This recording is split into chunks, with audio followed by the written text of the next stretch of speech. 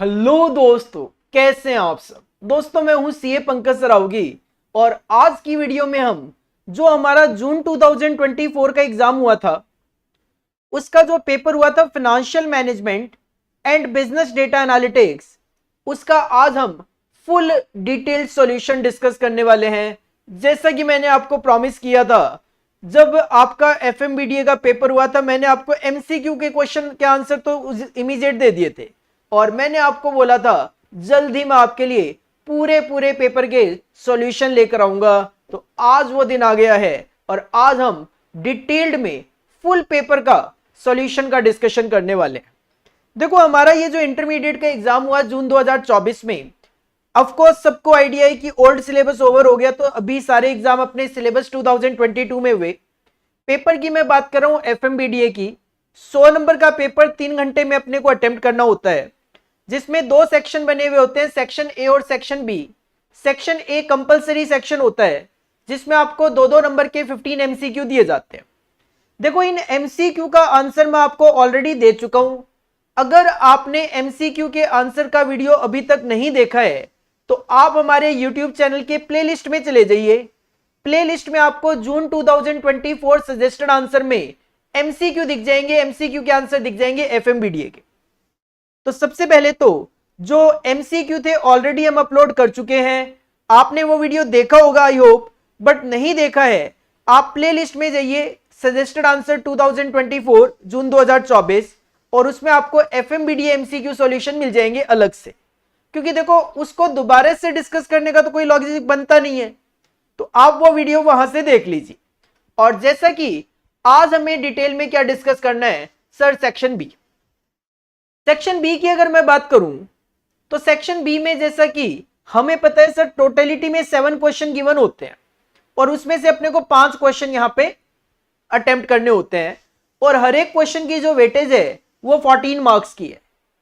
अभी प्रेजेंटली सभी पेपर का पैटर्न बिल्कुल सेम चल रहा है sir. Part A section A compulsory 2-2 number के 15 क्वेश्चन और उसके बाद 7 में से अपने को 5 क्वेश्चन अटेम्प्ट करने होते हैं। अभी सीएमए इंटर हर पेपर का, इवन फाइनल का भी सेम पैटर्न चल रहा है प्रेजेंटली। सर अगर आपने हमारे चैनल को सब्सक्राइब नहीं किया है तो कर लीजिए, क्योंकि एफएमबीडीए का हम सबसे पहले इस बार सॉल्यूशन आपको दे रहे हैं। अभी कॉस्ट अकाउंटिंग फर्स्ट ग्रुप में, सेकंड ग्रुप में ओएमएसएम हो गया, मैनेजमेंट अकाउंटिंग हो गया, फाइनल के बच्चों के लिए भी एचसीएम और एसएफएम का फुल डिटेल सॉल्यूशन जून 2024 का हम आपके लिए लेकर आने वाले हैं।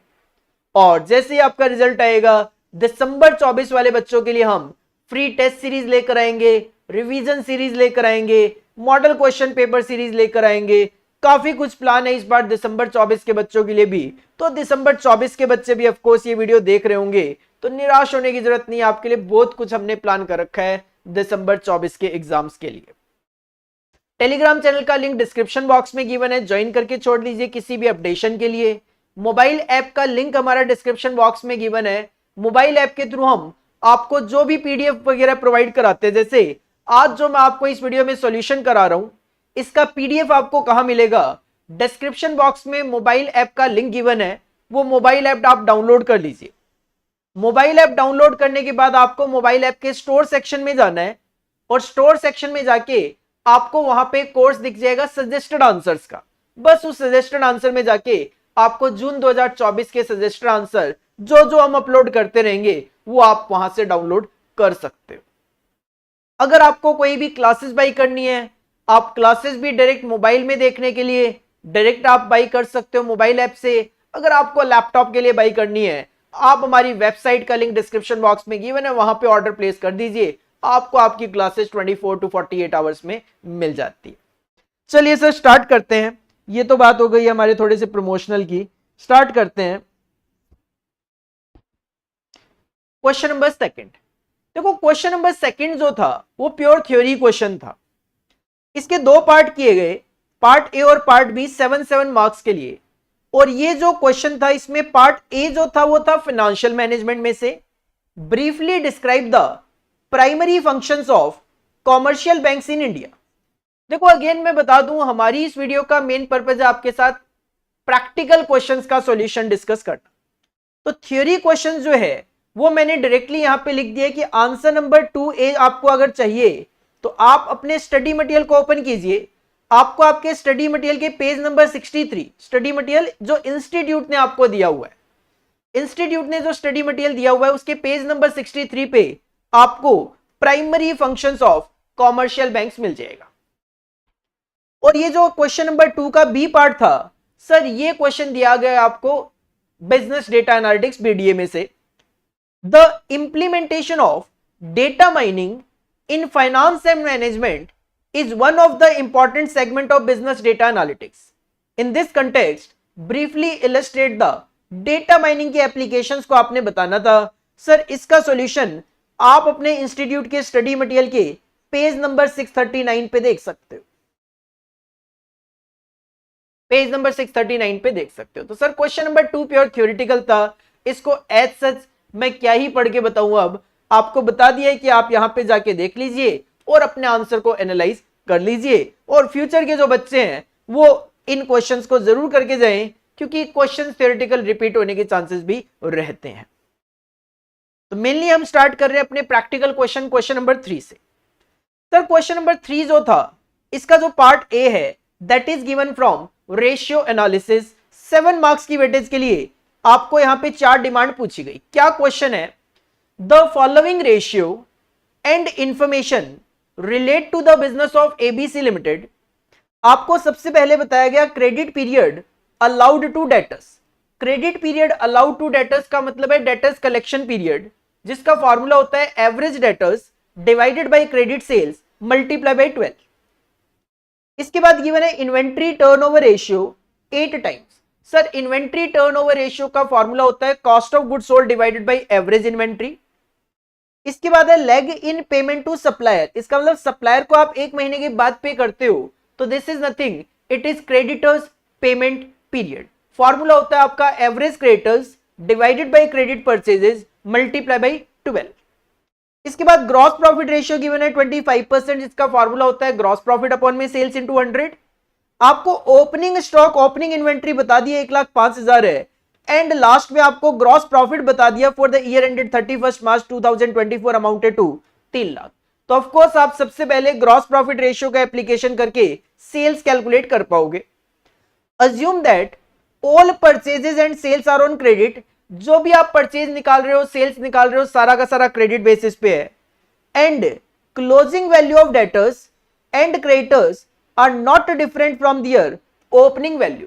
मतलब आप ये मान के चलो जो हम डेटर्स की क्लोजिंग वैल्यू निकाल रहे हैं वही ओपनिंग वैल्यू है, तो वही एवरेज भी होगी। क्रेडिटर्स की जो आप क्लोजिंग वैल्यू निकाल रहे हो वही ओपनिंग भी है, तो वही एवरेज भी रहेगी। क्वेश्चन में 4 डिमांड थी, पहले सेल्स निकालनी है, देन डेटर्स, देन इन्वेंट्री और देन क्रेडिटर्स। तो सबसे पहले सेल्स आप निकाल लो जीपी का फॉर्मूला अप्लाई करके। ग्रॉस प्रॉफिट रेशियो गिवन है 25% और ग्रॉस प्रॉफिट की अमाउंट गिवन है 3 लाख। तो सर ये सीधा सीधा 12 लाख रुपए आपकी सेल्स आ जाएगी। और आपके लिए मैंने ऑलरेडी क्वेश्चन को सॉल्व करके रख लिया है ताकि आप इजीली अंडरस्टैंड इसको कर सको। आंसर नंबर 3 ये सबसे पहले मैंने अप्लाई कर दिया है ग्रॉस प्रॉफिट रेशियो का फॉर्मूला। फॉर्मूला होता है ग्रॉस प्रॉफिट अपॉन में sales into 100। As per question gross profit ratio given है 25% और ग्रॉस प्रॉफिट की अमाउंट गिवन है 3 लाख। तो इसको सॉल्व किया तो सेल्स आ गई आपकी 12 लाख रुपए की। जैसे ही आपके पास सेल्स आ गई, क्वेश्चन ने कहा था सेल्स को आप क्रेडिट सेल्स ही मान के चलना। चलो जी मान लिया।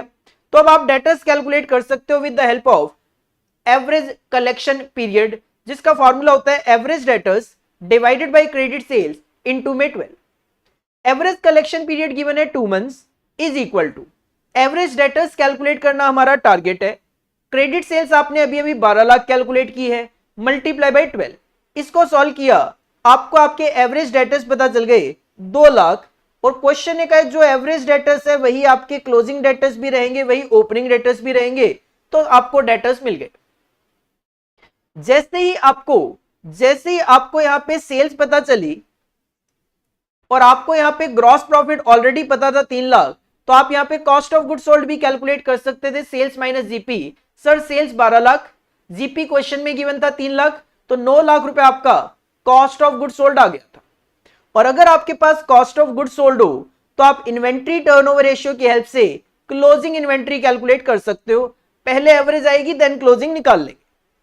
सर फॉर्मूला अप्लाई कर दिया मैंने, inventory turnover ratio is equal to cost of goods sold upon में average inventory. As per question inventory turnover ratio given आपका 8। कॉस्ट ऑफ गुड्स सोल्ड हमने कैलकुलेट कर लिया है 9 लाख रुपए, तो यहां से आपका एवरेज इन्वेंट्री आ गया 1,12,500।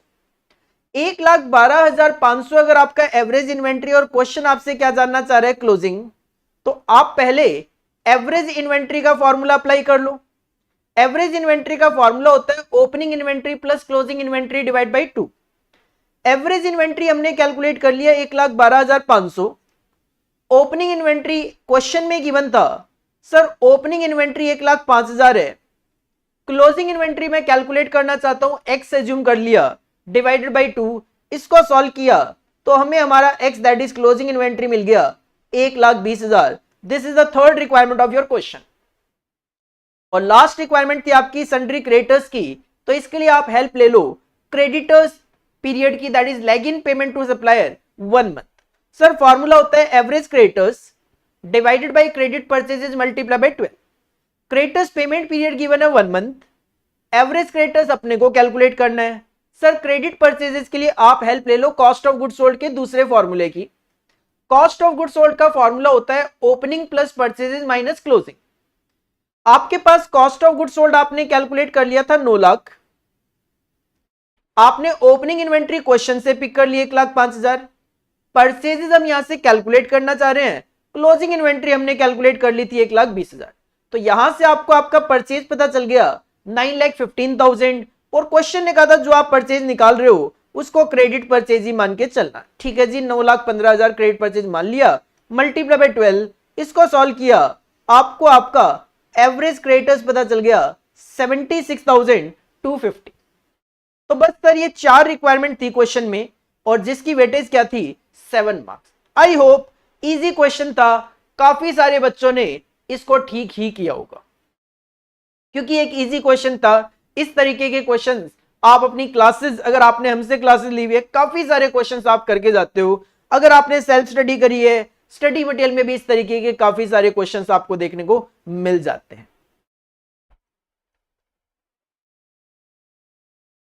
इसके बाद अगर हम नेक्स्ट क्वेश्चन नंबर 3B की तरफ बढ़ते हैं, तो क्वेश्चन नंबर 3B जो है वो आपको दे दिया गया कैश फ्लो स्टेटमेंट में से 7 नंबर की वेटेज के साथ। काफी इजी सा क्वेश्चन दिया गया, काफी ज्यादा इजी सा क्वेश्चन दिया गया। क्वेश्चन क्या था, the following information has been provided by B limited for the year ended on 31 March 2024। Sales for the year ₹96 lakh entirely made in cash. तो सर सिंपल सी बात है, कैश सेल्स पता चल गई थी आपको 96 लाख की। Cost of goods sold was 75% of sales. Trade payables on 31st March 2024 was ₹2 lakh, more than the balance on 31st March 2023. COGS sales का 75% है। 31 मार्च 2024 को ट्रेड पेबल्स 2 लाख रुपए ज्यादा है in comparison with 31 March 2023। Closing inventory was higher than the opening inventory by ₹1 lakh. Closing inventory ज्यादा है in comparison with opening inventory by ₹1 lakh. देखो ये जो डेटा होता है that is cost of goods sold, opening creditors, closing creditors, opening stock और closing stock. Sir ये data use किया जाता है पेमेंट टू सप्लायर्स और एक्सपेंसेस पेड की कैलकुलेशन के लिए। लेकिन इस क्वेश्चन में क्या था, पॉइंट नंबर 5 ने कहा हमने सप्लायर को पेड किया 71 लाख और ऑपरेटिंग एक्सपेंस पेड किए 7,20,000। सर ये ऑलरेडी पेड फिगर्स गिवन थी, तो इसका मतलब ये था कि मुझे सेकंड पॉइंट, थर्ड पॉइंट और फोर्थ पॉइंट का कुछ नहीं करना था, क्योंकि पेड फिगर जब मुझे मिल गई तो मैं इस डेटा को क्यों यूज करूं। टैक्सेस आपने पेड किए 3 लाख रुपए।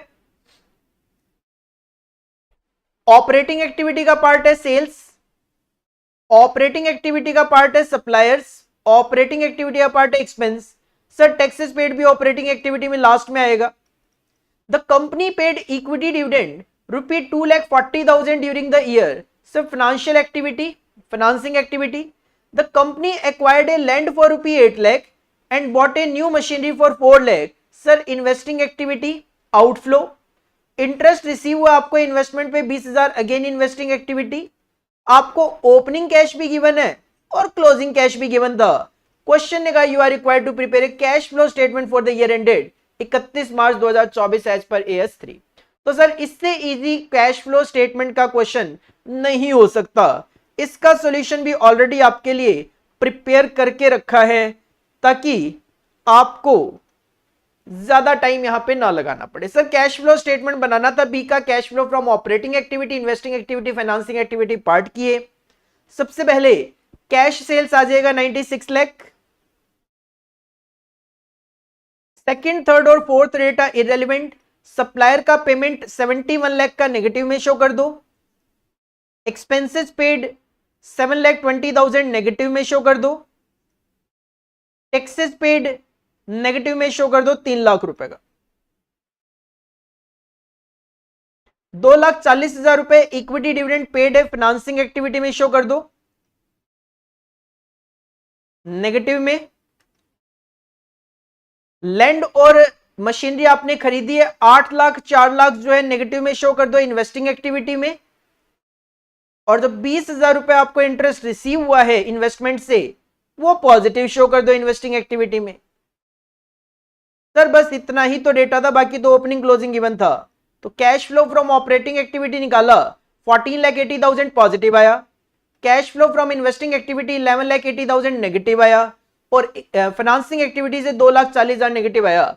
तीनों का टोटल कर लिया तो तीनों का टोटल जिसको चेंज इन कैश बोला जाता है वो आ गया 60,000।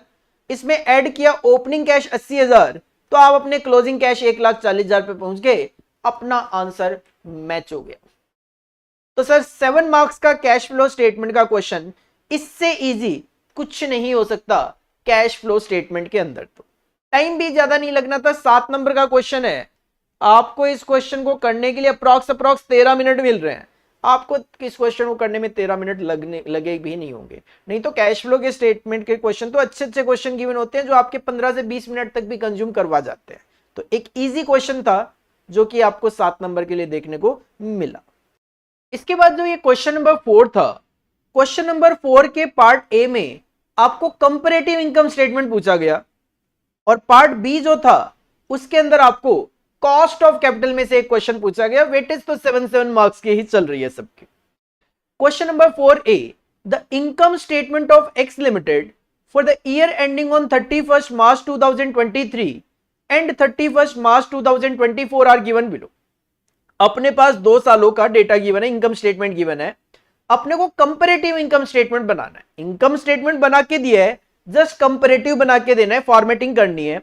For the year ended on 31 March 2023 and 31 March 2024 और सारी की सारी जो फिगर्स है वो 000 में गिवन है। पर्टिकुलर्स 2022-23 और 23-24। अपने पास नेट सेल्स गिवन है, cost of goods sold given है। इसके बाद ऑपरेटिंग एक्सपेंसेस में अपने पास office administrative and selling expense given है और नॉन ऑपरेटिंग एक्सपेंसेस में इंटरेस्ट ऑन लोन और इनकम टैक्स गिवन है। बस इतना सा ही क्वेश्चन है और अपने को कंपैरेटिव इनकम स्टेटमेंट बना के देना था।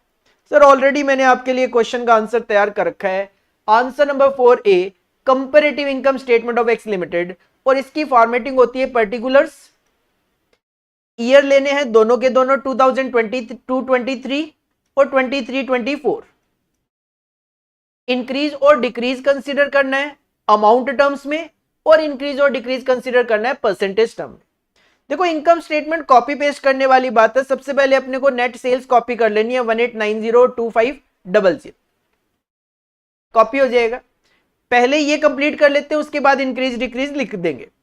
उसके बाद इसमें से cost of goods sold minus किया जाता है 1240 1570 और हम सबको पता है सेल्स में से सीओजीएस माइनस करके अपना ग्रॉस प्रॉफिट आ जाता है।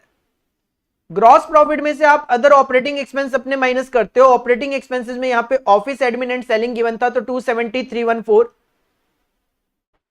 जैसे ही जीपी में से ऑपरेटिंग एक्सपेंस माइनस करोगे आप अपने ऑपरेटिंग प्रॉफिट पे पहुंच जाओगे और ऑपरेटिंग प्रॉफिट में से आप नॉन ऑपरेटिंग एक्सपेंस माइनस करोगे, that is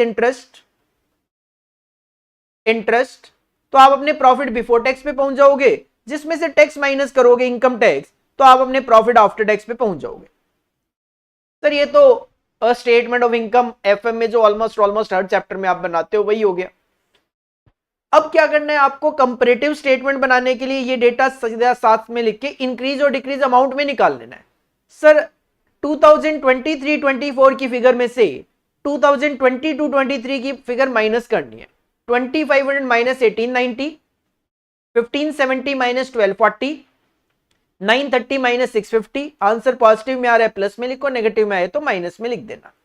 314 minus 270, 616 minus 380, 70 minus 50, 546 minus 330, 120 minus 110, 426 minus 220। बस सिंपल। इसके बाद परसेंटेज इंक्रीज और डिक्रीज निकालने के लिए क्या करना है, आपने ये जो अमाउंट निकाला है इंक्रीज और डिक्रीज उसको डिवाइड कर देना है 2022-23 मतलब प्रीवियस ईयर की फिगर से। जैसे पहली फिगर क्या है 610 divide by 1890 32.28, 330 divide by 1240, 280 divide by 650, 44 divide by 270, 314 divide by 380, 20 divide by 50, 216 divide by 330, 10 divide by 110, 206 divide by 220। बस कहानी खत्म।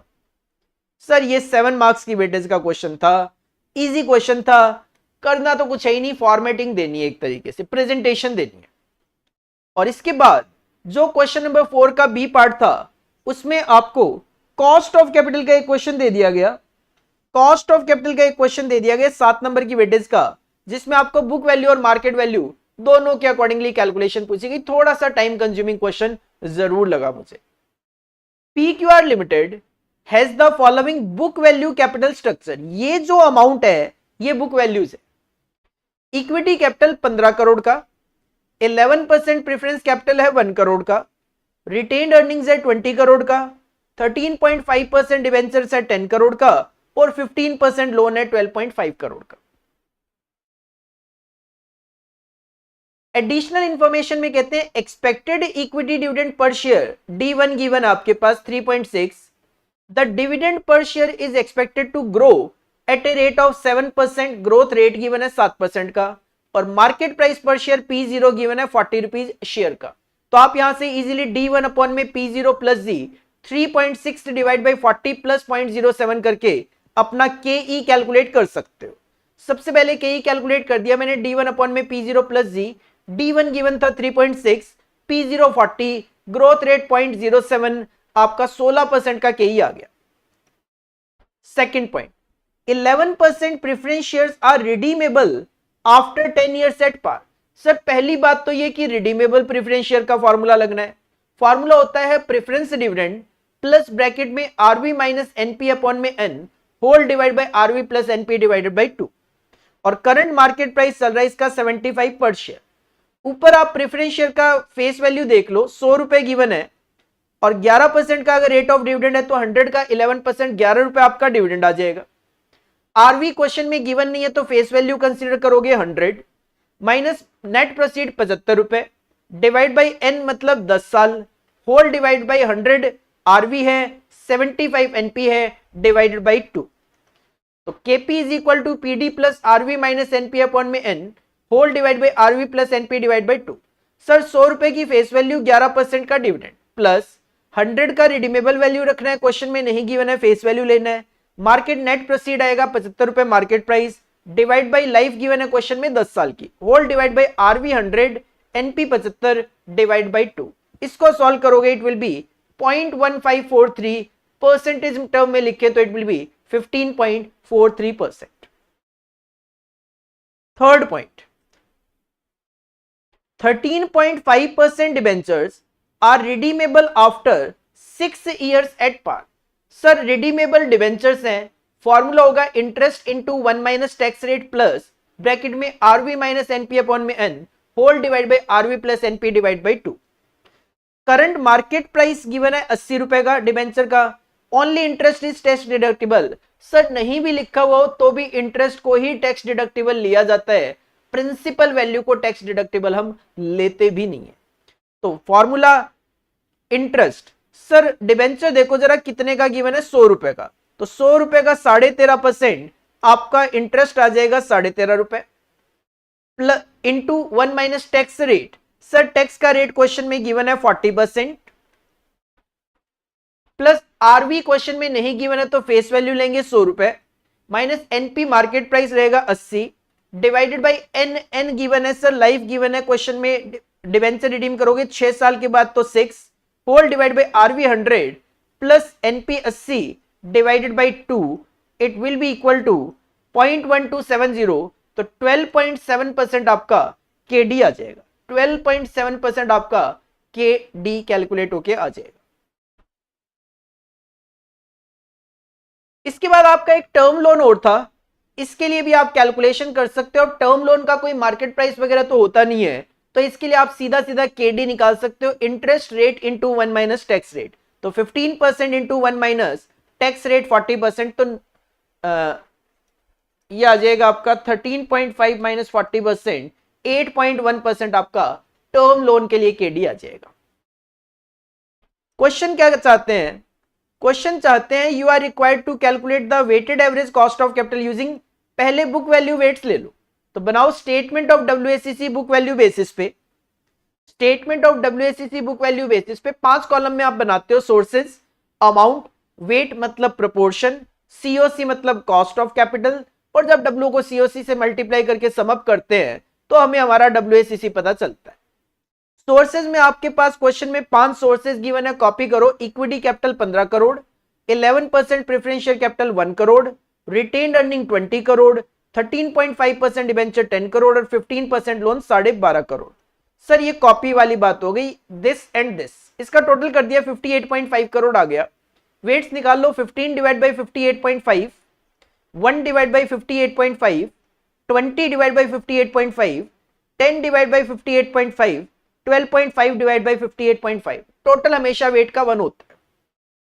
सीओसी में कॉपी करो, इक्विटी शेयर कैपिटल के सामने केई का रेट 16%, प्रेफरेंस शेयर कैपिटल के सामने केपी का रेट 15.43%, डिबेंचर्स के सामने केडी का रेट 12.7%। सर जो रिटेन्ड अर्निंग है, क्वेश्चन में ना तो कोई ब्रोकरेज गिवन है ना कोई पर्सनल टैक्स रेट गिवन है, तो cost of retained earning will be equal to cost of equity. तो रिटेन अर्निंग के सामने वही 16% ही आ जाएगा और लोन के सामने आ जाएगा आपका 8.1%। कॉपी कर लिए सारे कॉस्ट, डब्ल्यू को सीओसी से मल्टीप्लाई कर लिया और इसका सम अप कर दिया, आपको आपके पहले पॉइंट का आंसर मिल गया 0.1373, दैट इज 13.73%। सिमिलरली आपको statement of WACC market value basis पे बनाना है। हमें पता है कि सर अगर क्वेश्चन में कॉस्ट ऑफ इक्विटी और cost of retain earning same होता है तो रिटेन अर्निंग अलग से नहीं लिखा जाता, केवल और केवल इक्विटी शेयर कैपिटल की मार्केट वैल्यू लिखी जाती है, जिसकी वजह से सोर्सेज में से मैंने रिटेन अर्निंग हटा दिया है, बाकी 4 सोर्सेज एज इट इज ले लिए। Equity capital, 11% preference capital, 13.5% debenture और 15% टर्म लोन। अब सर हमें इसकी मार्केट वैल्यूज लिखनी है। 15 करोड़ है 10 रुपए के हिसाब से, जबकि अभी मार्केट प्राइस चल रहा है 40, तो 15 divide by 10 into 40, sir 60 crore की वैल्यू आ गई मार्केट वैल्यू। 100 रुपए के हिसाब से 1 करोड़ है, तो 1 करोड़ है 100 के हिसाब से, लेकिन अभी मार्केट प्राइस चल रहा है 75, तो 1 divide by 100 into 75, it will be 0.75 crore. Retain earning लेना नहीं है क्योंकि वो इक्विटी की वैल्यू में ऑलरेडी आ जाता है। डिबेंचर 10 करोड़ था 100 के हिसाब से, जबकि अब इसका मार्केट प्राइस चल रहा है 80, तो 10 divide by 100 into 80, sir it will B 8 crore, it will B 8 crore. और लोन का कोई मार्केट प्राइस होता नहीं है, तो इसकी वैल्यू 12.5 करोड़ 12.5 करोड़ ही रहेगी। वेट्स निकाल लो, 60 divide by 81.25, 0.75 divide by 81.25, 8 divide by 81.25 और 12.5 डिवाइड बाई 81.25, टोटल आ जाएगा 1। COC, sir COC copy paste कर लो, इक्विटी के सामने 0.16, प्रेफरेंस के सामने 0.1543, डिबेंचर्स का 0.127 और लोन का 0.081।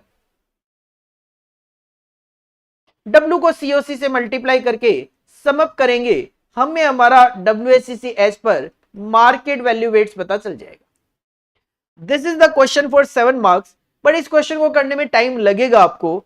एग्जामिनर आपको 7 इंटू 1.8, सिंपल सी बात है 12-13 मिनट अपने को मिलते हैं, बट फिर भी 15 मिनट के आसपास इसमें आपको लग जाने चाहिए, क्योंकि पहले कॉस्ट ऑफ कैपिटल भी निकालना है, फिर WACC के दो स्टेटमेंट भी बनाने हैं, क्वेश्चन को भी रीड करना है। तो मेरे हिसाब से 14-15 मिनट्स का क्वेश्चन है, बट ठीक है, इजी क्वेश्चन था, तो एज सच कोई दिक्कत वाली बात नहीं थी। इसके बाद जो नेक्स्ट क्वेश्चन है, क्वेश्चन नंबर 5। क्वेश्चन नंबर 5 के पार्ट्स तो दो हैं, 5A और 5B, but this question is fully dedicated to capital budgeting, क्योंकि आपको पार्ट ए और पार्ट बी दोनों ही 7 मार्क्स के कैपिटल बजटिंग में से दे दिए, मतलब कैपिटल बजटिंग पूरा 14 मार्क्स का आपको देखने को यहां पे मिल रहा है। क्वेश्चन नंबर 5A देखते हैं, अच्छा क्वेश्चन था। Bold wire company limited produces a sophisticated integrated circuit chip.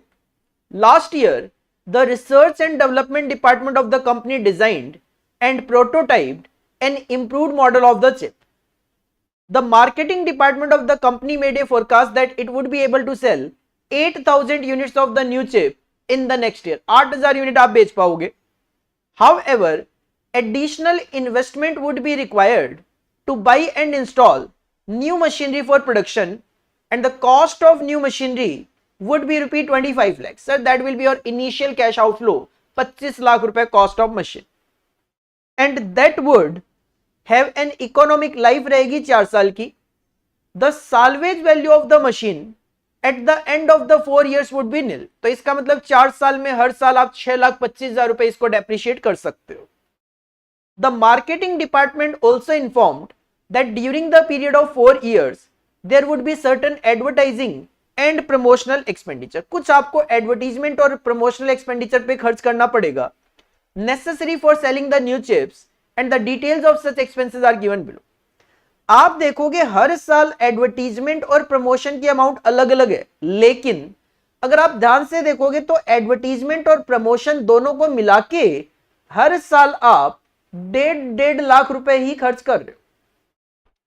मतलब इस फिगर को देखकर ये लग रहा था डायरेक्टली कि सर हर साल का डेटा अलग अलग कैलकुलेट करना पड़ेगा, बट ऐसा है नहीं, क्योंकि एडवर्टीजमेंट एंड प्रमोशन हम एक साथ 1.5 लाख रुपए लिख सकते हैं, कोई दिक्कत नहीं है. The variable cost of producing and selling each unit of the new chip, 250 रुपए आपकी वेरिएबल कॉस्ट रहेगी. Additional fixed operating cost to be incurred because of this new product are budgeted, 75,000 रुपए हर साल फिक्स कॉस्ट रहेगी. Discounted return of 15% after tax on investment in the new product is contemplated by the management. 15% के आपको factor consider करने हैं. Advice as to what should be the, ध्यान देना यहां पे, advice as to what should be the selling price per unit of the new chip that may be fixed with a view to obtaining the desired return on investment. Sir 15% का return चाहिए अपने को, बताओ selling price क्या रखो. Tax का rate apply करना है 40%, डेप्रिशिएशन एसएलएम बेसिस पे रहेगा, और प्रेजेंट वैल्यू एन्युटी फैक्टर आपको 15% के गिवन है 3.0079. सर डिसीजन नहीं पूछा कि इन्वेस्ट करना है कि नहीं करना, कहते हैं 15% का रिटर्न चाहिए मुझे, डिस्काउंटिंग अप्लाई करो 15% की, और बताओ सेलिंग प्राइस क्या रखे. तो देखो इसमें इनिशियल कैश आउटफ्लो को लेकर तो कोई दिक्कत है नहीं, 25 लाख है. बात आती है तो एनुअल कैश इनफ्लो की, तो आपको इस क्वेश्चन में सबसे पहले क्या करना पड़ेगा, आपको इस क्वेश्चन में सबसे पहले एनुअल कैश इनफ्लोज कैलकुलेट करने पड़ेंगे. सर 1 से लेकर 4 साल तक घबराने की जरूरत नहीं है, हर साल का डेटा सेम ही है. ये फिगर अलग अलग दिख जरूरी है, लेकिन एडवर्टीजमेंट एंड प्रमोशन दोनों मिला के ये सेम फिगर 1.5 लाख रुपए है हर साल. आप क्या करते हो, जब कैश इनफ्लोज की कैलकुलेशन करते हो, एनुअल कैश इनफ्लोज की, सबसे पहले सेल्स लेते हो. क्वेश्चन ने कहा कि सेलिंग प्राइस तो निकाल के बताओ, हाँ यूनिट 8,000 बेचेंगे, तो मैंने सेलिंग प्राइस ले लिया है x. 8,000 यूनिट अगर आप सेल करोगे, सेलिंग प्राइस x होगा, तो your sale value each year will be 8,000x. इसमें से आप माइनस करते हो वेरिएबल कॉस्ट. सर 8,000 यूनिट होगी, 250 रुपए का वेरिएबल कॉस्ट है, तो 20 लाख रुपए हर साल वेरिएबल कॉस्ट होगी. माइनस करते हो फिक्स कॉस्ट, क्वेश्चन ने कहा फिक्स कॉस्ट 75,000 रुपए होगी. माइनस कर दो एडवर्टीजमेंट एंड प्रमोशन का खर्चा, सर हर साल 1.5 लाख रुपए का होगा. माइनस कर दो डेप्रिशिएशन, सर 25 लाख रुपए की मशीन है, 4 साल के बाद कुछ नहीं मिलेगा तो हर साल 6.25 लाख रुपए। तो 8000x में से ये कॉस्ट माइनस कर दो तो ये आ गया 8000x माइनस 28,50,000। इसमें से टैक्स माइनस कर दो, टैक्स का रेट है 40%, तो 8000x का 40% 3200x और 28,50,000 का 40% 11,40,000। तो EAT बच गया 4800x minus 17,10,000। Depreciation add back करते हो 625 कर लो तो 4800x ये माइनस था ये प्लस है तो ये बच गया माइनस का 10,85,000। Sir this is the annual cash inflows. मुझे तो इसकी प्रेजेंट वैल्यू चाहिए तो प्रेजेंट वैल्यू फैक्टर से मल्टीप्लाई कर दो।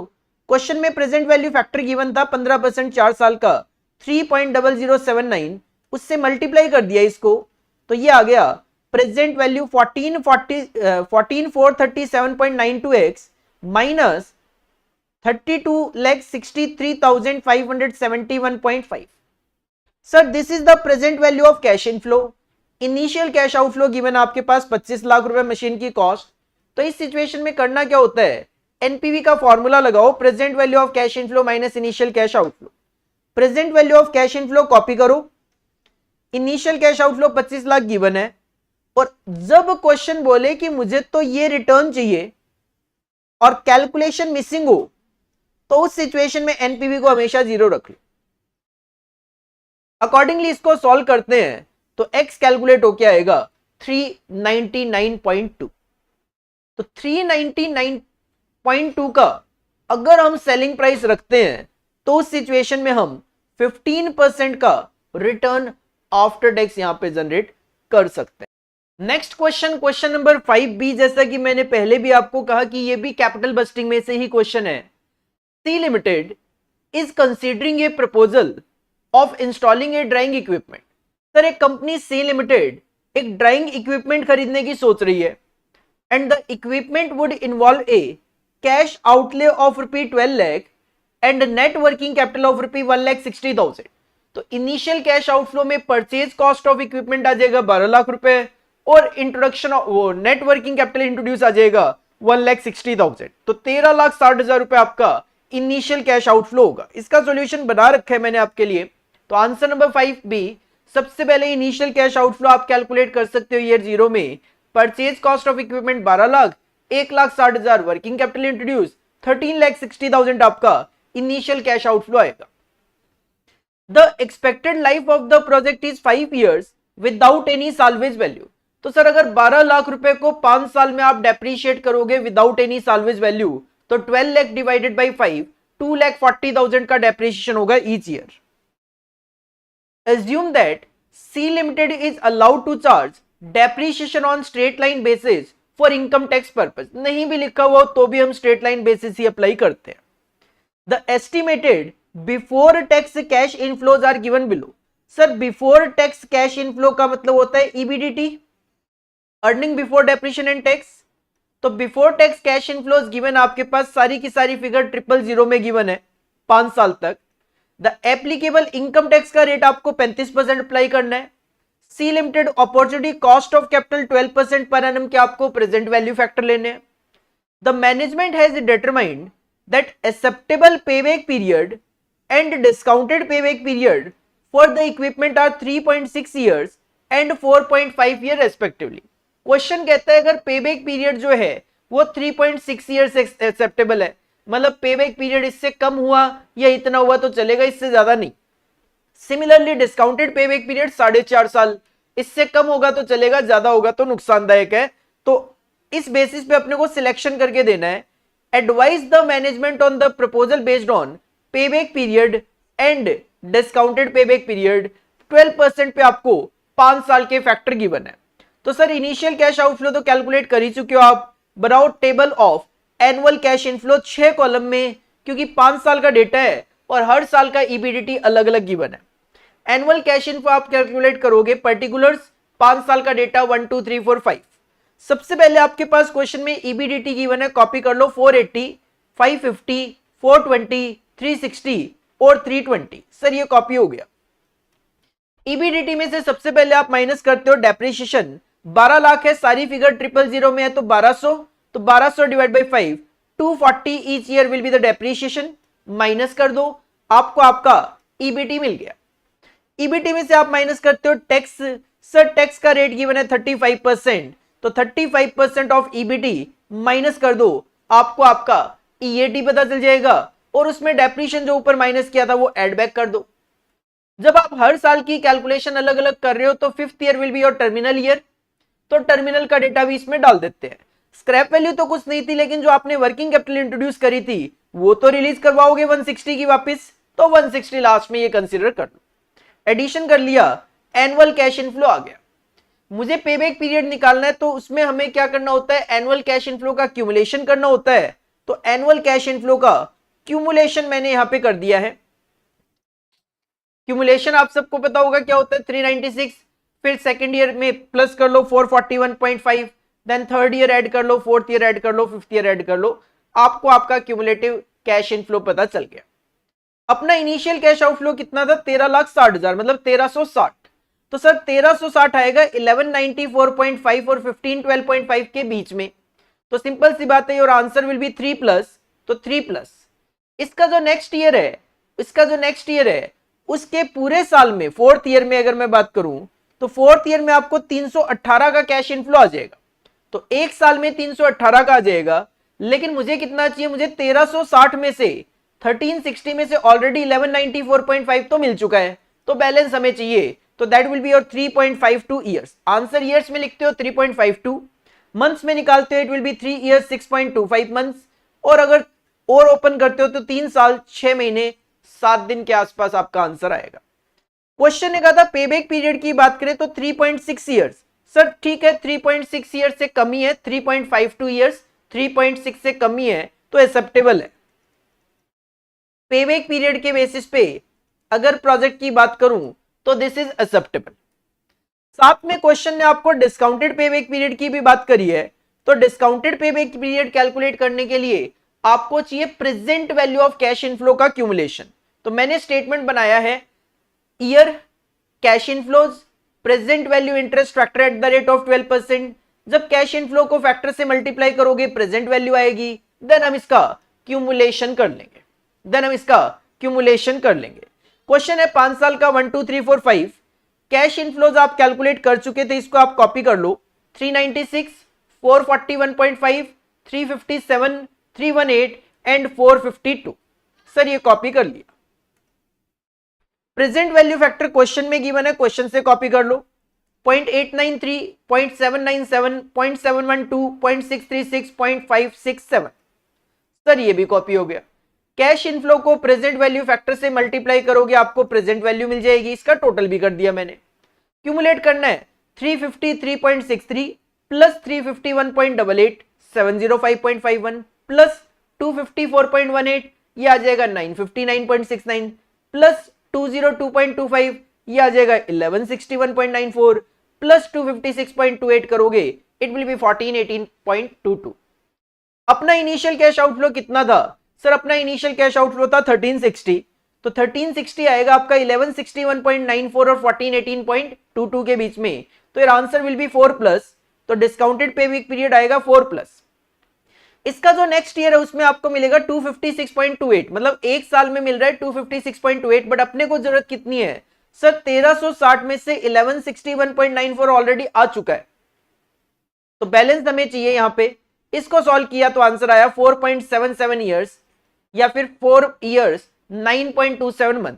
सिंपल सी बात है, आंसर है 4.77 ईयर। क्वेश्चन ने कहा था ये 4.5 साल या उससे कम हो तो चलेगा, क्योंकि उससे कम हो तो ज्यादा अच्छा रहता है, ज्यादा हो तो फिर नुकसानदायक हो जाता है पेबैक में। तो ये तो 4.5 से ज्यादा है, तो अगर डिस्काउंटेड पेबैक पीरियड के बेसिस पे आप पूछोगे तो इट इज नॉट एक्सेप्टेबल। तो पेबैक पीरियड के बेसिस पे it is acceptable, but on the basis of discounted payback period it is not acceptable. 7 marks की वेटेज का क्वेश्चन आया था, आई थिंक 12-13-15 मिनट में ये क्वेश्चन आराम से आपने कर लिया होगा, क्योंकि ऐसे कोई नया पॉइंट तो इसमें देखने को मिल नहीं रहा था। बेसिक क्वेश्चन ही था, सीधा सीधा क्वेश्चन ही था। हाँ 5A जो था वो फिर भी एक अच्छा क्वेश्चन था, जिसमें आपको सेलिंग प्राइस कैलकुलेट करके देना था। नेक्स्ट क्वेश्चन नंबर 6 जो है, इसके भी 2 पार्ट किए गए। पार्ट ए आपको दिया गया वर्किंग कैपिटल एस्टिमेशन में से, और पार्ट बी भी था तो वर्किंग कैपिटल का ही, बट कौन से वाले पार्ट में से, इन्वेंट्री मैनेजमेंट में से, इन्वेंट्री मैनेजमेंट में से। तो वैसे तो वर्किंग कैपिटल मैनेजमेंट को डेडिकेटेड था क्वेश्चन नंबर 6, बट दो अलग अलग वैरायटीज ऑफ क्वेश्चन, एक वर्किंग कैपिटल एस्टिमेशन और दूसरा इन्वेंट्री मैनेजमेंट। पहले बात करेंगे क्वेश्चन नंबर 6 ए की। बेसिक क्वेश्चन, इजी क्वेश्चन था। MJK Limited has called for a statement showing the working capital needed to finance a level of activity of 30,000 units of output for the year। Sir एक साल 30,000 unit का output और हमें statement of working capital बना के देना है। The cost structure for the companies product for the above mentioned activity level is detail below. Cost per unit की बात करें तो मटेरियल की कॉस्ट रहेगी 20 रुपीज पर यूनिट, लेबर की कॉस्ट रहेगी 5 रुपए पर यूनिट और ओवरहेड रहेगा 15 रुपए पर यूनिट। तीनों को ऐड किया तो टोटल कॉस्ट आ गई 40 रुपए, 10 रुपए प्रॉफिट ऐड किया तो सेलिंग प्राइस आ गया 50 रुपीज का। ठीक है। एडिशनल इंफॉर्मेशन में point number 1, raw material are held in stock on an average for 2 month. तो रॉ मटेरियल का स्टॉक अपने को 2 महीने का मेंटेन करना है। वर्क इन प्रोग्रेस 100% कंप्लीट रहेगा मटेरियल के पॉइंट ऑफ व्यू से और 50% कंप्लीट रहेगा लेबर एंड ओवरहेड के पॉइंट ऑफ व्यू से, and will approximately be half a month production. तो वर्क इन प्रोग्रेस का पीरियड कंसिडर करना है half month. Finished goods remain in warehouse on an average for a month. Finished goods का period consider करना है 1 month का। Suppliers of material give a months credit. जो supplier of material है that is creditors जो है वो 1 महीने का क्रेडिट पीरियड हमें अलाउ करते हैं, creditors period 1 month. 2 months credit is allowed to debtors. Sir debtors का कलेक्शन पीरियड रहेगा 2 मंथ्स और यहां पे क्वेश्चन ने स्पेसिफिकली बोला है calculation of debtors may be made at selling price. Normally हम डेटर्स की कैलकुलेशन कॉस्ट ऑफ सेल्स पे करते हैं, बट यहां पे क्वेश्चन ने स्पेसिफिकली कहा है कि डेटर्स की कैलकुलेशन सेलिंग प्राइस पे करके दो। तो क्वेश्चन की रेस्पेक्ट करनी है आपने और सेलिंग प्राइस पे ही कैलकुलेशन करके देनी है। A minimum cash balance of ₹25,000 is expected to be maintain. आपको कैश बैलेंस मेंटेन करना है 25,000 का। 30% of the production is sold for cash. Cash में आप सेल करोगे 30%, मतलब 70% आपकी क्रेडिट सेल्स रहेगी। तो जब डेटर्स की कैलकुलेशन करेंगे तो 70% ही कंसीडर करना है। किसका?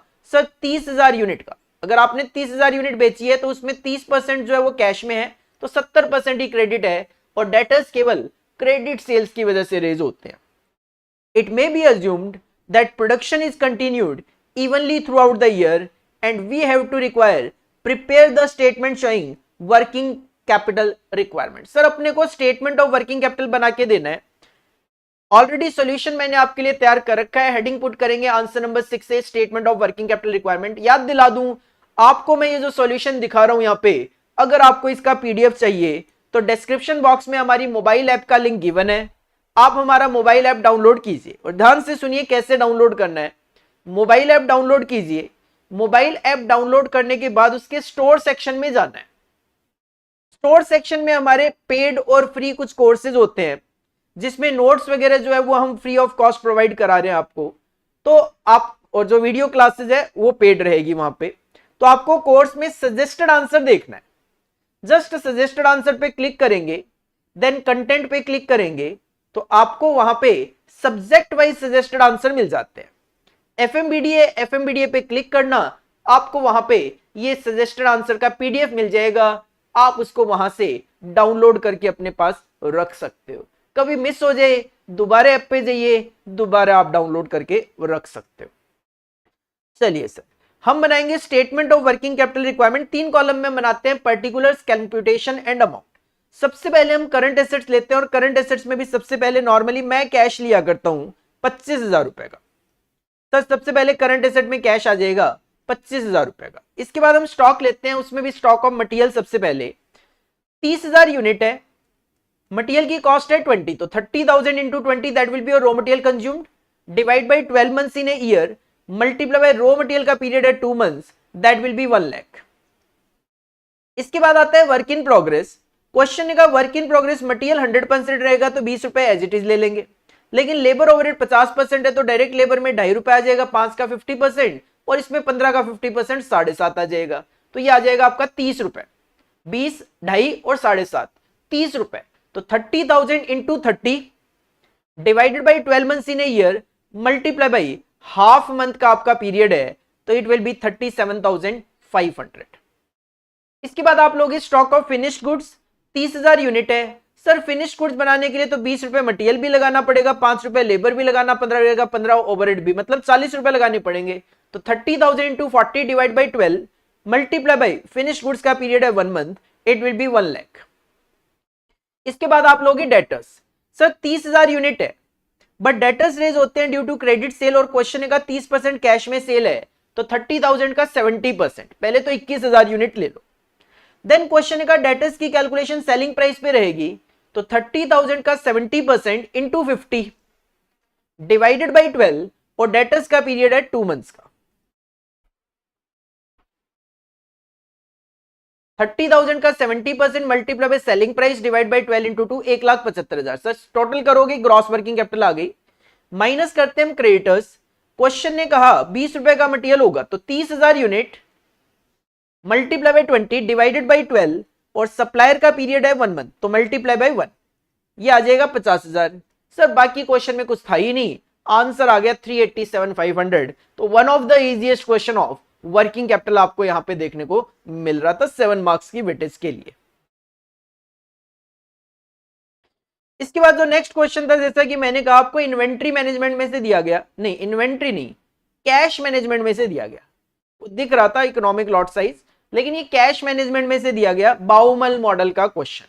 Question number 6B, question number 6B, the annual cash requirement of MJ limited is 10 lakh. आपको ये पता चल गया कि एनुअल रिक्वायरमेंट कैश की 10 लाख है। The company has marketable securities in lot sizes of 50,000, 1 lakh, 2 lakh, 250 and 5 lakh. Sir ये लॉट साइज गिवन है हमारे पास सिक्योरिटीज के। Cost of conversion of marketable securities पर लॉट इज ₹1,000। जब भी आप किसी मार्केटेबल सिक्योरिटीज को बेचकर उसको कैश में कन्वर्ट करवाओगे 1,000 रुपए लगेंगे। मतलब सिक्योरिटीज में पैसा जमा इन्वेस्ट करना 1,000 रुपए, निकालना 1,000 रुपए, मतलब पर ट्रांजेक्शन 1,000 रुपए लगेंगे। आपको ये टी गिवन है, ट्रांजेक्शन कॉस्ट पर ट्रांजेक्शन।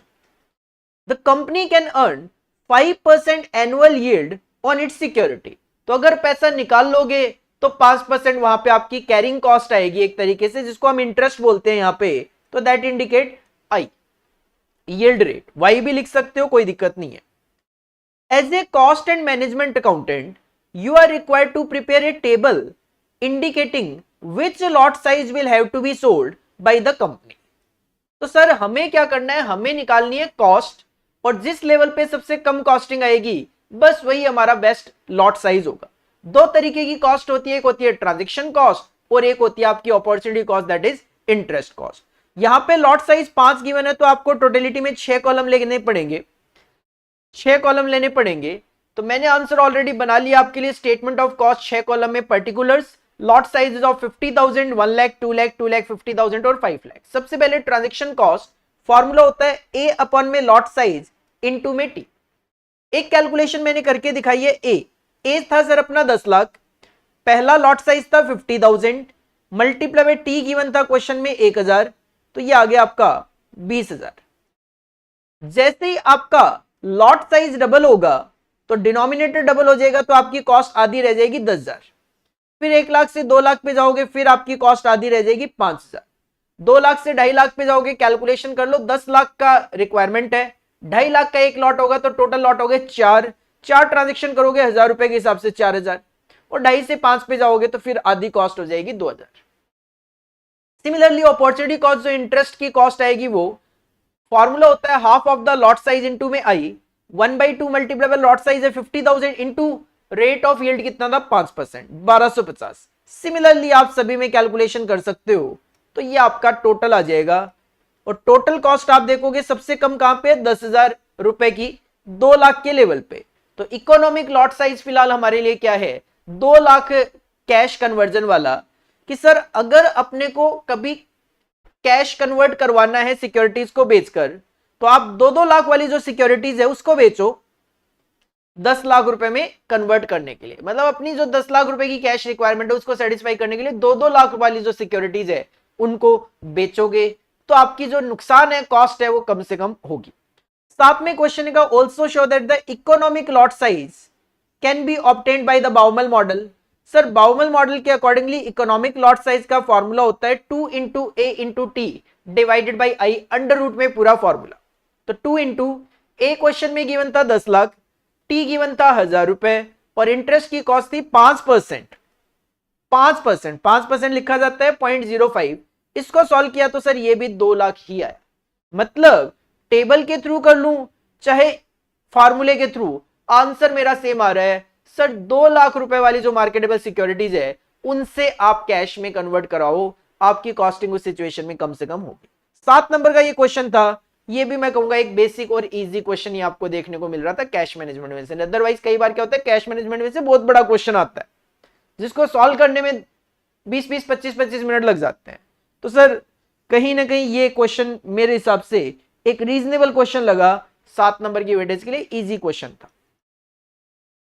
इसके बाद अगर आप प्रैक्टिकल क्वेश्चन में लास्ट क्वेश्चन की तरफ बढ़ते हो, क्वेश्चन नंबर 7 की तरफ, तो सर क्वेश्चन नंबर 7 का जो पार्ट ए था वो था डिविडेंड पॉलिसी में से, और बी पार्ट गिवन था आपको ईबीआईटी ईपीएस एनालिसिस, जो कि आप कैपिटल स्ट्रक्चर के चैप्टर में पढ़ते हो। स्टडी मटेरियल के हिसाब से कैपिटल स्ट्रक्चर के चैप्टर में हम आपको ईबीआईटी ईपीएस एनालिसिस का टॉपिक अलग से करवाते हैं।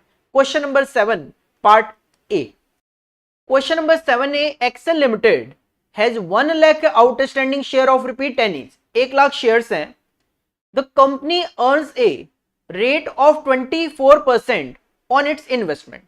कंपनी 24% का रिटर्न कमा रही है इन्वेस्टमेंट पे। यू कैन से आर है सर, आर गिवन आपके पास 24%, and retains 50% of earning as a policy. और कंपनी की पॉलिसी है कि कंपनी 50% रिटेन कर लेती है। रिटेन करने का मतलब रिटेंशन रेशियो है बी 50%।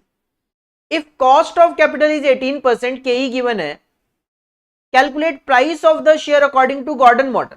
सर गॉर्डन मॉडल का फॉर्मूला होता है E into 1 minus B upon में K E minus B into R.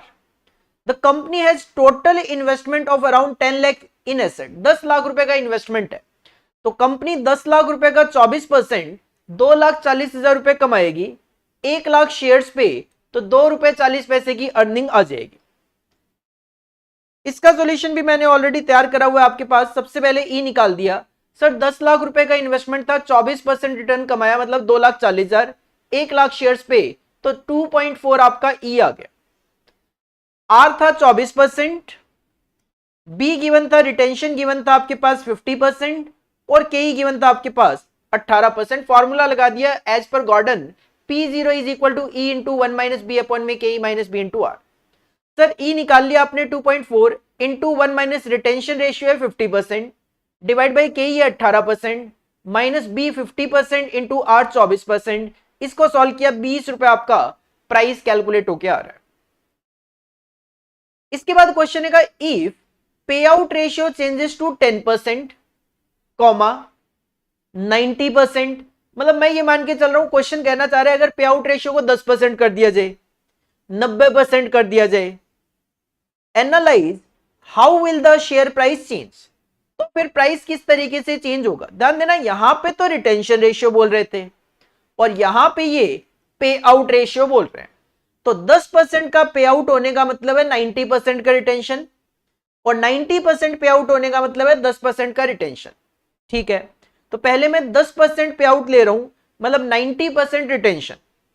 Sir देखो, अगर रिटेंशन 90% होगा तो कहानी क्या होगी, फॉर्मूला वही है, P0 इज इक्वल टू ई में कोई चेंज नहीं आया, 2.4 is the 2.4 into 1 minus B की जगह 90% रख दिया, डिवाइड बाई के ई में कोई चेंज नहीं बताया, 0.18 रख दिया, माइनस बी 90% इंटू आर 24%। अब जब मैं इसको सॉल्व करने गया तो हुआ क्या, 2.4 इंटू 0.1 0.24 डिवाइडेड बाई 0.18 माइनस ये आया 0.216। इससे क्या हुआ, ये तो नीचे तो नेगेटिव फिगर आ गई, नीचे तो नेगेटिव फिगर आ गई, नीचे तो ये नेगेटिव फिगर आ गई, 0.18 माइनस 0.216, तो सर 0.036 नेगेटिव आ गया। तो अगर मैं इसको सॉल्व कर रहा हूं तो ये तो नेगेटिव में आ रहा है ₹6 6.67, और सर प्राइस निकाल रहा हूं मैं और प्राइस तो नेगेटिव में हो ही नहीं सकता। तो कहीं ना कहीं या तो कैलकुलेशन में या तो क्वेश्चन में मिस्टेक है, या फिर इंस्टीट्यूट इसका सॉल्यूशन कुछ अदरवाइज तरीके से देने की कोशिश करेंगे जब सजेस्टेड आंसर्स आएंगे। तो मैंने यहां पे लिखा है कांट बी सॉल्व्ड, और इसके लिए मेरा सजेशन आपको छोटा सा ये है, एक बार जब एफएमबीडीए के सॉल्यूशन इंस्टीट्यूट की तरफ से आए सजेस्टेड आंसर, मैं भी चेक करूंगा और आप भी चेक करना। या तो आपको वहां पे यही देखने को मिलेगा कांट बी सॉल्व्ड, या हो सकता है इंस्टीट्यूट नेगेटिव फिगर आ रही है तो उसको 0 कर दे। एक्चुअल में होता क्या है, गॉर्डन मॉडल जो है वो भी अजम्पशन बेस्ड है। अब अजम्पशन जो होती है वो अजम्पशन के दायरे में रह के क्वेश्चन हो तब तो सॉल्व हो पाएगा, अदरवाइज सॉल्व नहीं हो पाएगा। तो कई बार क्या होता है, अजम्पशंस के अकॉर्डिंगली क्वेश्चन फॉर्म नहीं किया जाता, अकॉर्डिंगली हमें इस तरीके से कांट सॉल्व या वाली सिचुएशन देखने को मिलती है। तो इसके लिए मेरा सजेशन सिंपल सा ये है, एक बार एफएमबीडीए के जब इंस्टीट्यूट की तरफ से सॉल्यूशन आए, आपको भी देखना है, मैं भी देखूंगा, कांट भी सॉल्व हो 0 हो कोई दिक्कत वाली बात है ही नहीं। अदरवाइज अगर इंस्टीट्यूट कुछ करके दिखाते हैं तो फिर हमें फ्यूचर के लिए अपने एग्जाम में थोड़ा सा ध्यान देना पड़ेगा। तीसरी सिचुएशन में कोई दिक्कत नहीं है, 90% का अगर पे आउट होगा तो 10% will be the retention. P0 is equal to E same रहेगा 2.4 इंटू 1 माइनस बी, रिटेंशन हो गया 10%, divide by K 18% minus B 10% into R 0.24। Sir इसको सॉल्व कर लिया, हो गया 13.85। तो जो सेकेंड सिचुएशन है जिसमें आपको पे आउट 10% करना है, मतलब 90% विल बी योर रिटेंशन, यहां पे दिक्कत है, यहां पे दिक्कत है। बाकी देखो इंस्टीट्यूट क्या करता है उसका नहीं पता, देखते हैं इंस्टीट्यूट क्या किस तरीके से इसका सॉल्यूशन लेकर आते हैं।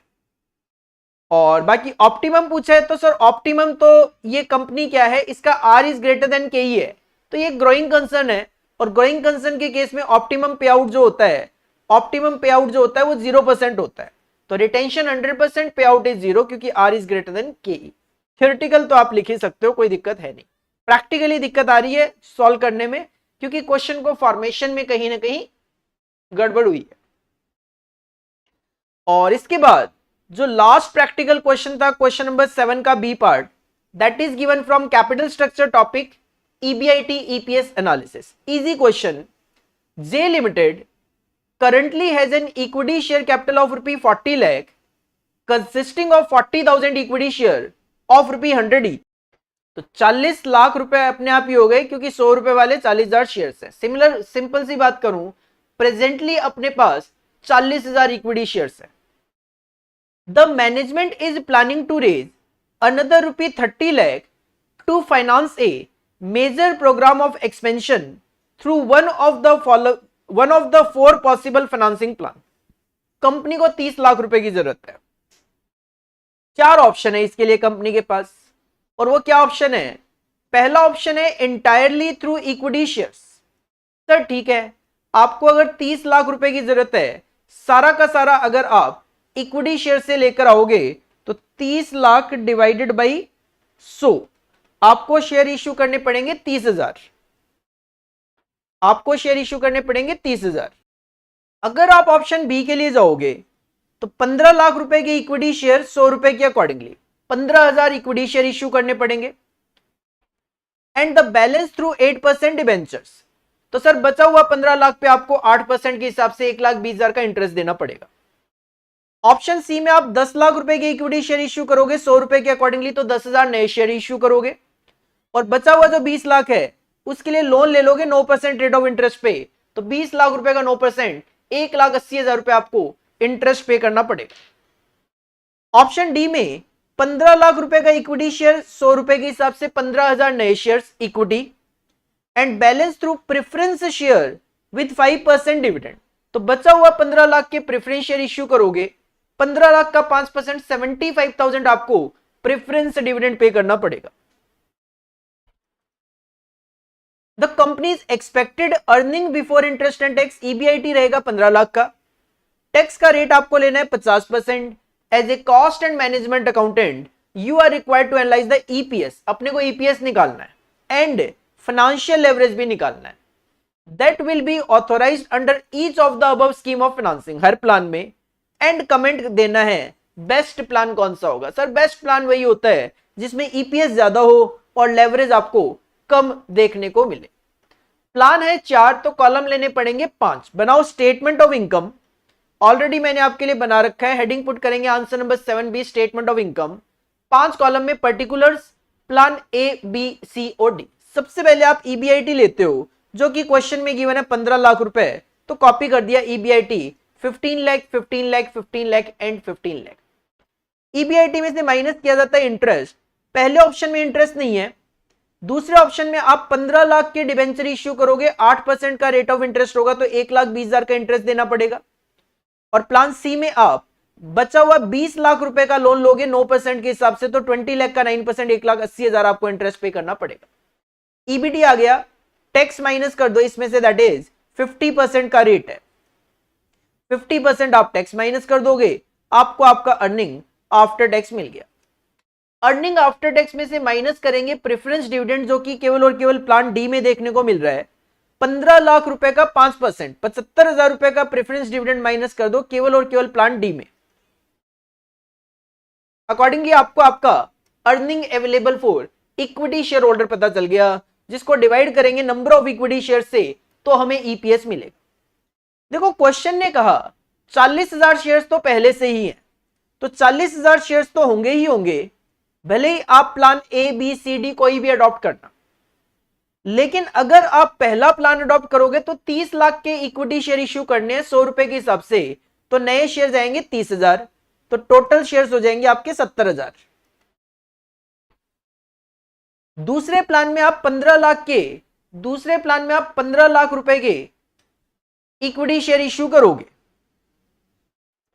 15 लाख रुपए के इक्विटी शेयर 100 रुपए का एक शेयर होगा, तो 15,000 शेयर्स जो है वो आपको इश्यू करने पड़ेंगे, तो टोटल नंबर ऑफ शेयर हो जाएंगे 55,000। सी में 10 लाख का इक्विटी शेयर है 100 रुपए के अकॉर्डिंगली, तो 10,000 नए शेयर इश्यू करने पड़ेंगे, तो टोटल हो जाएंगे 50,000। और डी में भी 15 लाख के इश्यू कर रहे हो तो 15,000 नए शेयर इश्यू करोगे तो 55,000 शेयर हो जाएंगे। Earning available for equity share holder divide by number of equity share करोगे, आपको आपका ईपीएस पता चल जाएगा, आपको आपका ईपीएस पता चल जाएगा। साथ में क्वेश्चन ने ईपीएस के साथ साथ आपसे डिमांड की है कि हमें फाइनेंशियल लेवरेज भी कैलकुलेट करके दो। फाइनेंशियल लेवरेज इसमें आप देखोगे प्रेफरेंस डिविडेंड भी है लास्ट वाले ऑप्शन में, तो आपको फाइनेंशियल लेवरेज का फॉर्मूला यूज करना पड़ेगा, ईबीआईटी अपॉन में ईबीटी माइनस ब्रैकेट में प्रेफरेंस डिविडेंड अपॉन में 1 माइनस टैक्स रेट। पहले 3 ऑप्शन में तो प्रेफरेंस डिविडेंड की कोई रिलेवेंसी नहीं है, तो ईबीआईटी अपॉन में ईबीटी अप्लाई हो जाएगा। ईबीआईटी तो देखो 15-15 लाख ही था, ईबीआईटी तो 15-15 लाख ही था। डिवाइडेड बाय ईबीटी की बात करूं तो ईबीटी 15 लाख फर्स्ट केस में, सेकंड में 1380, थर्ड में 1320। अकॉर्डिंगली आप अपना फाइनेंशियल एवरेज निकाल लोगे। लास्ट ऑप्शन में क्या होगा, ईबीटी तो लेना ही लेना है 15 लाख का, minus preference dividend. Sir preference dividend है 75,000, divided by 1 minus tax rate करोगे तो ये हो गया 1.5 लाख, तो 15 लाख में से 1.5 लाख माइनस किया 13.5 लाख, तो 15 लाख डिवाइड बाय 13,50,000 1.11। क्वेश्चन ने कहा था कौन सा ऑप्शन बेस्ट है, तो कौन सा ऑप्शन बेस्ट है कि अगर मैं बात करूं तो ईपीएस तो सबसे ज्यादा आ रहा है आपका सी ऑप्शन में। सर हम नॉर्मली ईपीएस के बेसिस पे ही डिसीजन देते हैं, तो ऑप्शन सी जो है that should be selected, that should be selected. तो ईपीएस सबसे ज्यादा होता है या मार्केट प्राइस पर सबसे शेयर ज्यादा होता है, उसको आप सिलेक्ट करते हो, तो आपका आंसर होना चाहिए सी शुड बी सिलेक्टेड। इसके बाद आपको एग्जाम में दिया गया क्वेश्चन नंबर 8, और जो क्वेश्चन नंबर 8 दिया गया वो था पूरा पूरा आपका बीडीए से, that is business data analytics. अब जो बिजनेस डेटा एनालिटिक्स है थ्योरी है, तो 2 थ्योरी क्वेश्चन दिए गए। पार्ट ए था data plays a very important role in the study of finance and cost accounting. Sir no doubt अगर आपको फाइनेंशियल अकाउंटिंग और कॉस्ट अकाउंटिंग में कुछ भी करना, आपको डेटा तो चाहिए। Explain the various way of classifying the types of data. तो टाइप्स ऑफ डेटा का आपके पास अलग से टॉपिक है, आप अपना स्टडी मटेरियल ओपन कीजिए, पेज नंबर 567 पे जाइए, वहां पे आपको टाइप्स ऑफ डेटा देखने को मिल जाएगा। और अगर आप हमारे रजिस्टर्ड स्टूडेंट हो तो हमारे बीडीए के नोट्स में जाइए, टाइप्स ऑफ डेटा, उसके अंदर आपको देखने को मिल जाएगा। और बी की मैं बात करूं तो describe the steps to include data visualisation in report design. Sir report design करते वक्त डेटा विजुअलाइजेशन के लिए स्टेप्स क्या हैं? तो इसके लिए आप अपने स्टडी मटेरियल के पेज नंबर 624 पे जाइए, वहां पे आपको data visualisation in report designing के स्टेप्स देखने को मिल जाएंगे। और अगर आप हमारे रजिस्टर्ड स्टूडेंट्स हो तो हमारे नोट्स में जाइए, डेटा विजुअलाइजेशन में जाइए और रिपोर्ट डिजाइन में जाइए, वहां पे आपको स्टेप्स देखने को मिल जाएंगे। तो ये था आपका जून 2024 का एफएमबीडीए का पेपर, जिसके एमसीक्यू सॉल्यूशन तो मैंने आपको सेम डे ही दे दिए थे जिस दिन पेपर हुआ था। आप YouTube की हमारी प्लेलिस्ट में जाइए, सजेस्टेड आंसर जून 2024, उसके अंदर आपको एमसीक्यू एफएमबीडीए देखने को मिल जाएगा, वहां से देख लीजिए। और बाकी जो क्वेश्चन है डिस्क्रिप्टिव डिटेल में आज हमने यहां पे डिस्कस किए ही हैं। अगर आपको वीडियो अच्छा लगा, आपके लिए बेनिफिशियल वीडियो है, तो लाइक करना बिल्कुल मत भूलिए, अपने दोस्तों के साथ शेयर कर दीजिए, क्योंकि आपके दोस्त भी तलाश में होंगे कि हमें एफएमबीडीए जून 2024 के कहीं से आंसर्स अवेलेबल हो जाए। उनके साथ जरूर शेयर कर दीजिए। और आपने अगर हमारे चैनल को अभी भी सब्सक्राइब नहीं किया, करके रख लीजिए। क्यों सर? क्योंकि अभी हम आपके लिए OMSM, management accounting, cost accounting, final के लिए एससीएम, एसएफएम, इनके सजेस्टेड आंसर्स आपके लिए लेकर आने वाले हैं। और अगर आप दिसंबर 2024 में एग्जाम देने वाले हो तो हम आपके लिए अगस्त के आसपास, जैसे ही जून 2024 का रिजल्ट आएगा, उसके बाद हम आपके लिए free test series, marathons, revision series, जो भी मॉडल क्वेश्चन पेपर आएंगे दिसंबर 24 के लिए, उनके सॉल्यूशंस सब कुछ लेकर आने वाले हैं। ऑलमोस्ट एमसीक्यू सीरीज भी लेकर आएंगे। और अगर आप किसी क्लासेस की तलाश में हो कि सर हमें क्लासेस बाई करनी है, नॉर्मल प्राइसेस, रीजनेबल प्राइसेस पे अच्छी क्लासेस बाई करनी है, तो आप हमारा मोबाइल ऐप डाउनलोड करके रख लीजिए। मोबाइल में क्लासेस देखनी है, मोबाइल ऐप के थ्रू बाई कर लीजिए। अगर आपको लैपटॉप में क्लासेस देखनी है, वेबसाइट पे जाइए commercelectures.com, वहां पे आप ऑर्डर प्लेस कर सकते हो। अदरवाइज व्हाट्सएप कॉन्टैक्ट नंबर भी गिवन है डिस्क्रिप्शन बॉक्स में, उस पे भी आप कॉल करके या फिर व्हाट्सएप करके जो भी आपकी क्वेरी है वो आप रिजॉल्व कर सकते हो। तो this is all about for today. मिलते हैं नेक्स्ट वीडियो में। Thank you, bye bye.